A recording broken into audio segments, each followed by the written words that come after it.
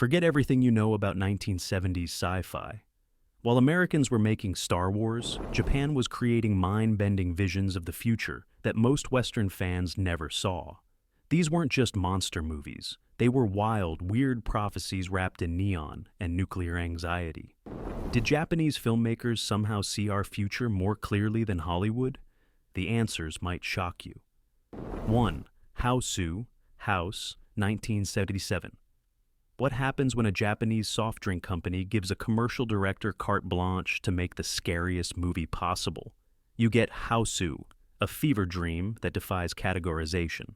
7 schoolgirls visit a haunted house where reality dissolves into a psychedelic nightmare of flying heads, killer pianos, and dancing skeletons. Director Nobuhiko Obayashi filled the film with deliberately fake-looking special effects because he believed realistic gore wasn't truly frightening. Critics dismissed it as nonsense when it premiered. The studio executives were baffled. Japanese audiences didn't know whether to laugh or scream. Western viewers didn't see it at all until decades later, when it was rediscovered as an accidental masterpiece. What makes Hausu so ahead of its time is how it blends horror with science fiction concepts about altered realities. The house itself functions like a glitching computer program, a reality simulation gone haywire. The film predicted our current fascination with simulation theory and digital distortion decades before The Matrix made it mainstream. Obayashi's disregard for logical narrative created something that feels more like a disturbed TikTok compilation than a traditional film. It's what happens when dream logic replaces physics. The result is an unclassifiable gem that influenced everything from music videos to anime, but remained hidden from Western audiences until Criterion finally rescued it from obscurity. 2. Tidal wave, Japan sinks, 1973. Imagine your entire island nation disappearing beneath the waves forever. That's the premise of Tidal Wave, a disaster epic that traumatized Japanese audiences but barely registered in America. Based on Sakyo Komatsu's best-selling novel, the film follows scientists who discover that geological instabilities will cause Japan to literally sink into the ocean within 2 years. What follows isn't just destruction porn. It's an unflinching examination of societal collapse when faced with inevitable extinction. Director Shiro Moritani crafted scenes of mass panic and government paralysis that feel disturbingly real. The special effects might look dated now, but the human drama hits harder than ever in our climate crisis era. The film was Japan's most expensive production at that time, costing nearly $7 million. It dominated the box office but received a butchered international release retitled Tidal Wave, with Raymond Burr awkwardly inserted into new scenes. Western audiences saw a schlocky disaster flick. Japanese viewers experienced an existential reckoning. Japan. Sinks tapped into deep cultural anxieties about national vulnerability that Western viewers missed entirely. Its vision of scientists being ignored by politicians until it's too late feels like a documentary about climate change rather than speculative fiction. The final scenes, showing Japanese refugees scattered across the world, predicted global migration crises decades before they became headline news. 3. The War in Space, 1977. When Star Wars exploded globally, Toho Studios panicked and rushed out their own space opera in just 6 months. The result was The War in Space, a gloriously bonkers mashup of every sci-fi trope they could cram into 90 minutes. Earth faces invasion by the Venus Empire, whose forces include space vampires and a battleship shaped like a Roman galley with a drill on the front. Yes, really. Director Jun Fukuda, fresh off several Godzilla films, brought his monster movie sensibilities to outer space. The miniature work is stunning, despite the rush production. Every battle is crammed with explosions, laser beams, and bizarre spacecraft designs that look like they came from the notebook of an overexcited teenager. Critics eviscerated it, calling it a shameless Star Wars knockoff. But here's the twist. Filming actually began before Lucas's film was released, making it less a ripoff and more a parallel evolution. Its wild ideas about weaponizing ancient mythology in futuristic settings predicted later sci-fi obsessions with blending old and new. What makes The War in Space significant is how it captures Japan's unique approach to sci-fi. While American films focused on lone heroes, Japanese space operas emphasized collective action and technological solutions. The film's star vehicle, the spacecraft Goten, becomes as much a character as any human. This mechanical focus predicted how franchise properties like Transformers would later anthropomorphize technology. 4. Message from Space, 1978. Seeds from Space choose human champions to save an alien civilization. It sounds like a rejected Saturday morning cartoon, but Message from Space invested this wild premise with gorgeous visuals and unexpected heart.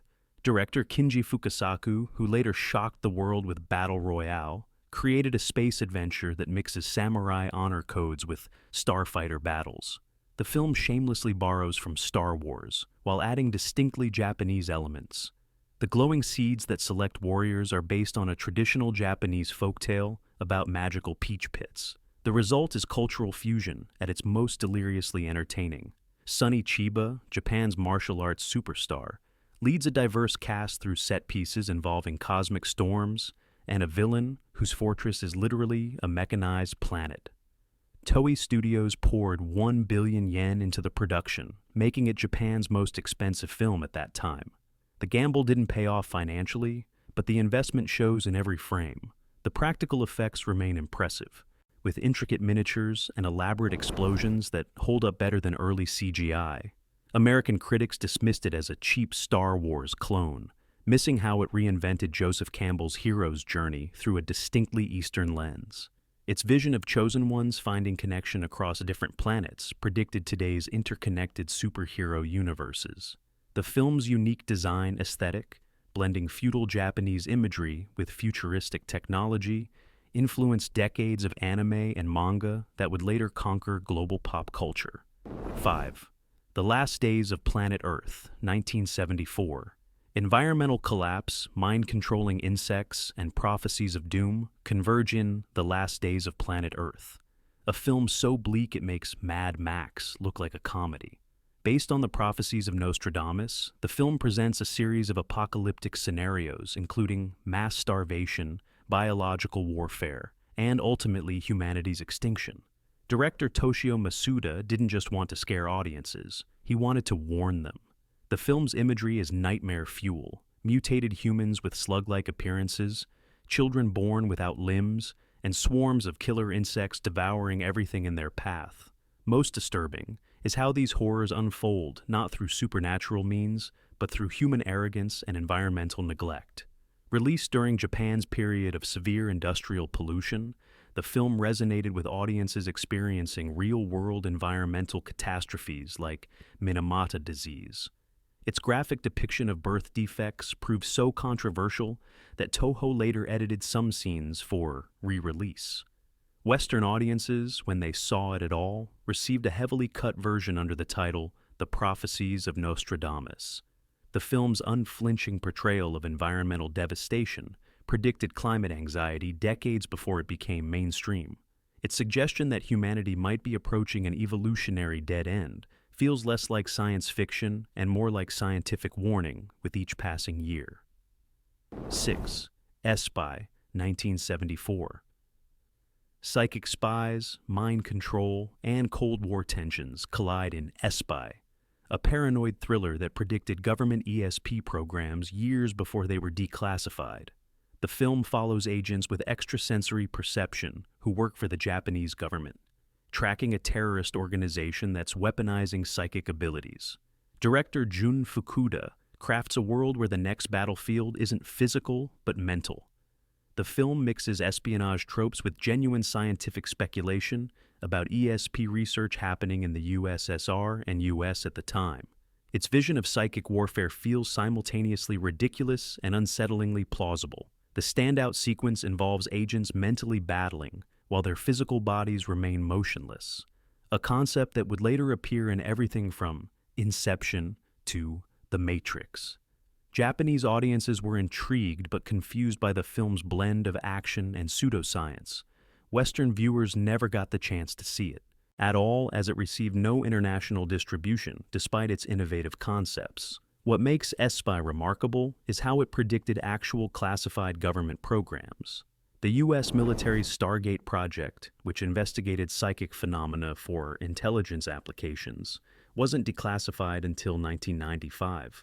The film's portrayal of ESP as a technological frontier rather than supernatural gift anticipated our current understanding of consciousness as potentially quantifiable. Its vision of weaponized meditation predicted modern concerns about neurowarfare and cognitive security decades before these terms existed. 7. Time Slip, 1979. Time travel gets the distinctly Japanese treatment in Time Slip, a film that sends modern soldiers back to feudal Japan where their guns and tanks face off against samurai warriors. What begins as a military advantage quickly becomes a moral quagmire as the soldiers realize their weapons might destroy the very history they come from. Director Kosi Sato crafts a film that's part war movie, part historical epic, and all temporal paradox. The film's premise might sound like a video game plot, but it tackles serious questions about technological ethics and cultural preservation. The battle sequences are genuinely spectacular, with contemporary military hardware tearing through feudal armies in sequences that influenced later time war narratives like The Terminator. Japanese critics praised its technical achievements while questioning its revisionist historical elements. The film never reached Western audiences during its release, despite offering a unique twist on the time travel genre years before Back to the Future popularized temporal displacement. Time Slip stands out for treating the past as something fragile that must be protected rather than exploited. While American time travel narratives often focus on changing history, this film worries about preserving it, reflecting Japan's deep cultural connection to its historical traditions. Its central question about whether technological superiority equals moral authority resonates in today's discussions about artificial intelligence and technological determinism. 8. Godzilla vs. Mechagodzilla, 1974. Forget everything you think you know about monster movies. Godzilla vs. Mechagodzilla isn't just another kaiju smackdown. It's a surprisingly complex sci-fi thriller about alien invasion through technological mimicry. When a mechanical doppelganger of Godzilla appears, humanity faces an identity crisis on a monstrous scale. Director Jun Fukuda, in his last Godzilla film, elevated the franchise with themes of authenticity versus artifice. The film's robotic Godzilla represented Japan's anxiety about becoming too mechanized and losing touch with natural traditions. The aliens controlling Mechagodzilla are from the third planet from the black hole, a gloriously nonsensical origin that nonetheless allows the film to explore fears of cultural infiltration and technological replacement. While American audiences dismissed it as another man-in-suit monster movie, Japanese viewers saw deeper parallels to cultural anxieties about modernization and Western influence. The film's modest budget of $200 million yielded astonishingly creative special effects, including Mechagodzilla's finger missiles and eye lasers that influenced mecha designs for decades to come. What makes this film significant is how it predicted our current fascination with technological doubles and artificial intelligence. Mechagodzilla isn't just a robot. It's a simulacrum designed to replace and improve upon nature. Its cold efficiency versus Godzilla's primal fury represents a debate we're still having about whether technology should enhance nature or replace it. The film asked whether we could tell the difference between the authentic and the artificial decades before deepfakes made this question urgently relevant. 9. Terror of Mechagodzilla, 1975. Ishiro Honda, the original Godzilla director, returned to end the Showa era with Terror of Mechagodzilla, a surprisingly dark meditation on what makes us human. The film centers on a scientist who rebuilds his daughter as a cyborg after an accident, then uses her to control Mechagodzilla for alien invaders. It's body horror masquerading as monster entertainment, asking whether humanity can survive when merged with machines. The film's tone is remarkably bleak for the series. Gone are the child-friendly antics of earlier entries, replaced with a mournful examination of scientific ethics and parental grief. The cyborg daughter, Katsura, becomes one of the most tragic figures in the franchise, torn between her human emotions and mechanical programming. Released during Japan's economic struggles of the mid-70s, the film performed poorly at the box office, leading to the franchise's decade-long hibernation. Western audiences saw a heavily edited version that removed much of the psychological complexity and body horror elements. What makes Terror of Mechagodzilla visionary is its exploration of the human-machine interface. While contemporary Western sci-fi, like The $6 Million Man, presented bionics as empowering, this film saw cybernetic enhancement as potentially dehumanizing.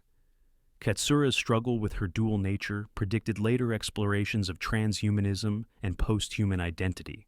Her ultimate choice between her programming and her emotions anticipated questions that would define cyberpunk a decade later. 10. Virus, 1980. A killer plague wipes out humanity, leaving only Antarctic researchers alive. Sound familiar? Virus, technically released in early 1980 but filmed in the late 70s, predicted our pandemic anxieties with eerie accuracy. Director Kinji Fukasaku created Japan's most expensive film at that time, an international co-production featuring both Japanese and Hollywood stars like Glenn Ford and Chuck Connors. What elevates Virus beyond typical disaster fare is its unflinching look at how quickly society collapses when facing extinction. Military powers, facing their own demise, launched nuclear weapons in a final act of nihilism. The survivors in Antarctica must rebuild civilization while wrestling with whether humanity deserves another chance.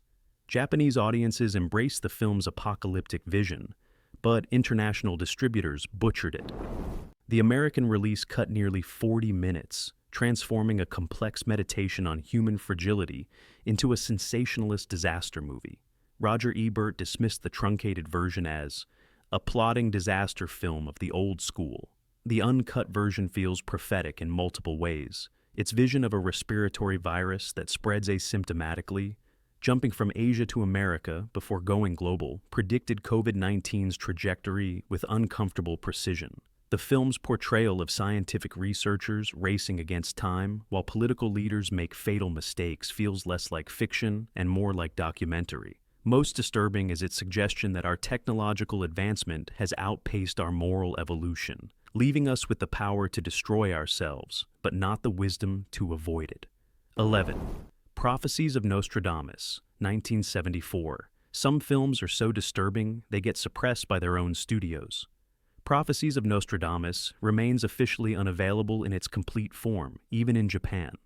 Director Toshio Masuda created a series of interconnected vignettes showing humanity's possible extinction through pollution, nuclear war, and climate collapse. The imagery was so graphic that Toho Studios sealed the complete version following controversy over its depiction of radiation victims. The film's most notorious sequence shows radiation-deformed humans devolving into cannibalistic monsters. These scenes, evoking memories of Hiroshima and Nagasaki, crossed cultural lines even for a nation familiar with atomic trauma. After protests from Hibakusha, atomic bomb survivors groups, Toho not only cut the film, but essentially disowned it. Japanese audiences were divided between those who saw it as exploitative and others who considered it necessary warning. Western viewers never saw the full version, receiving instead a heavily sanitized edit called The Last Days of Planet Earth, with nearly 30 minutes removed. What makes the film significant beyond controversy is its ecological prescience. Its visions of coastal cities underwater, agricultural collapse due to climate change, and new diseases emerging from disturbed ecosystems have proven disturbingly accurate. The film's structure, showing multiple possible futures rather than a single timeline, anticipated later climate science communication methods that present various scenarios based on our choices. Its central message remains relevant. Prophecies aren't fixed destiny, but warnings we can choose to heed. Japanese sci-fi of the 70s wasn't just entertaining. It was warning us about futures we're now living through. From environmental collapse to pandemic anxiety, these filmmakers saw what was coming. Which of these overlooked classics shocked you the most? Drop your thoughts below and tell us which one you're hunting down first. Are Western audiences finally ready for these visions, or are some warnings still too uncomfortable to face?